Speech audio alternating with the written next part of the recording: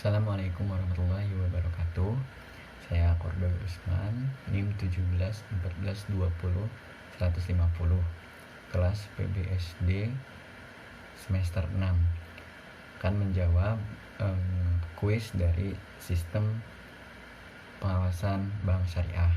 Yang pertama, gambaran umum dasar dan prinsip pengawasan bank. Yang pertama yaitu pemerintah sebagai otoritas pengawasan bank, di mana pemerintah bertanggung jawab atas kepentingan, tanggung jawab moral, dan tanggung jawab sosial. Nah, lokasinya yaitu bank sentral atau yang diawasinya adalah bank sentral atau lembaga independen. Nah, bank-bank di Indonesia harus mengedepankan sistem perbankan yang aman dan sehat, atau bank-bank aman dan sehat. Nah, maksud dari bank-bank aman dan sehat adalah melindungi atau melakukan perlindungan dan kepuasan terhadap nasabah bank. Yang kedua, kondisi dan pertumbuhan ekonomi yang kuat dan sehat. Yang terakhir, bank harus meminimalkan resiko krisis perbankan. Nah, dari otoritas pengawasan bank, kelembagaan memenuhi prakondisi. Yang pertama, tujuan dan tanggung jawab yang jelas, independen operasional, kecukupan sumber daya, landasan perundangan, kekuasaan dan kewenangan, perlindungan hukum bagi pengawasan kerjasama antar pengawasan bank. Nah, faktor yang mempengaruhi kelembagaan memenuhi prakondisi yaitu atau faktor yang mempengaruhi efektivitas pengawasan bank. Ada beberapa faktor yang mempengaruhi keefektivitasan pengawasan bank. Yang pertama, kebijakan makroekonomi. Yang kedua, infrastruktur publik. Selanjutnya, sistem audit independen, regulasi dan pengawasan non-bank, prosedur atasi masalah bank, dan perlindungan bahaya sistemik. Nah, itu jawaban dari kuis yang pertama. Pertanyaan kuis selanjutnya, strategi dan metode dasar pengawasan bank. Prinsip dan metode yang digunakan dalam pengawasan bank pada dasarnya sama. Adapun prinsip dan metode tersebut meliputi 6 jalur. Yang pertama, pengaturan dan regulasi atau pengaturan atau regulasi.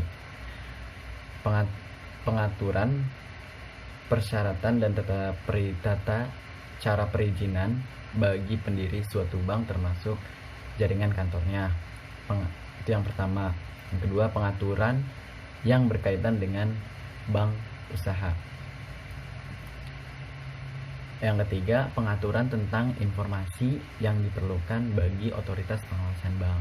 Itu beberapa pengaturan dan regulasi terhadap perbankan. Yang kedua, pengawasan tidak langsung atau offset supervision. Mekanisme pengawasan tidak langsung meliputi tahap sebagai berikut. Yang pertama, melakukan penilaian atas kepatuhan. Maksudnya ketepatan waktu dan konsistensi materi laporan. Yang kedua, menganalisis setiap jenis laporan maupun kombinasi sebagai laporan yang diterima. Yang ketiga, mengkomunikasikan atau mengklarifikasi berbagai temuan guna memperoleh kejelasan dalam menetapkan tindakan. Yang ketiga yaitu pengawasan langsung atau offset supervisor. Nah, maksudnya adalah dengan jalur metode ini, otoritas pengawasan bank ingin meyakinkan kondisi bank secara langsung berdasarkan data dan dokumen yang dipelihara oleh bank, sekaligus menguji kebenaran dan konsistensi pembuatan laporan yang disampaikan kepada otoritas pengawasan bank. Nah, biasanya pengawasan langsung itu dilakukan oleh audit-audit yang terjun langsung ke lapangan atau langsung menyidak ke beberapa bank yang ada di Indonesia. Yang keempat yaitu kontak dan komunikasi teratur dengan bank. Jadi di mana pengawas bank yaitu berkomunikasi secara teratur atau secara sering mengawasi melalui kontak komunikasi. Yang kelima yaitu tindak remedial atau penerapan sanksi. Nah, tindak remedial dan penerapan sanksi itu jika ada kesalahan di dalam bank tersebut, maka bank atau otoritas tertinggi bank akan menerapkan atau memberikan sanksi kepada bank tersebut. Yang keenam, kerjasama dengan bank luar negeri. Nah, ini biasanya mengacu pada komunikasi yang lebih inden atau yang lebih baiklah dengan melihat perkembangan bank di luar negeri dan bank yang ada di Indonesia.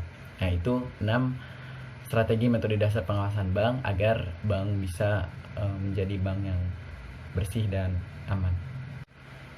Pertanyaan selanjutnya mengenai pengawasan bank berdasarkan atas kehati-hatian. Merupakan konsep yang memiliki unsur sikap, prinsip, standar, kebijakan, dan teknik dalam manajemen risiko. Jadi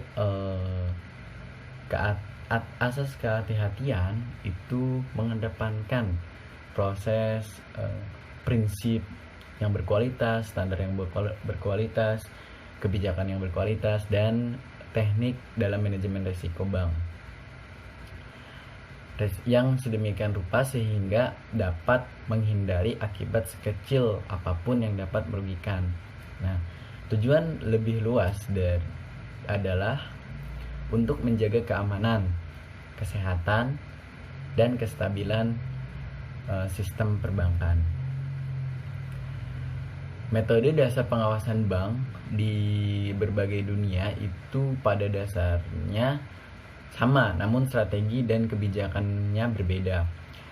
Di Indonesia ada asas perbankan yang sehat. Nah, ini salah satu komponen dari asas kehati-hatian, yaitu perbankannya harus sehat. Maksudnya menentukan pada aspek likuiditas, solvabilitas, profitabilitas, aspek resiko lainnya seperti kualifikasi kredit, pencadangan resiko kerugian, konsentrasi kredit yang kualitas manajemen, dan lain-lain. Jadi maksudnya itu asas perbankan yang sehat adalah biasanya patokannya dari profitabilitas atau kolektibilitas pembiayaan yang baik atau di bawah 5%, di bawah 3% kalau bisa. Yang kedua yaitu ada asas perkreditan yang sehat. Nah, ini sama seperti kolektibilitas dan profitabilitas di atas. Jadi bank jika ingin melakukan pengkreditan atau pembiayaan harus berpedoman pada 5C, yaitu karakter, capacity, capital, collateral, dan condition.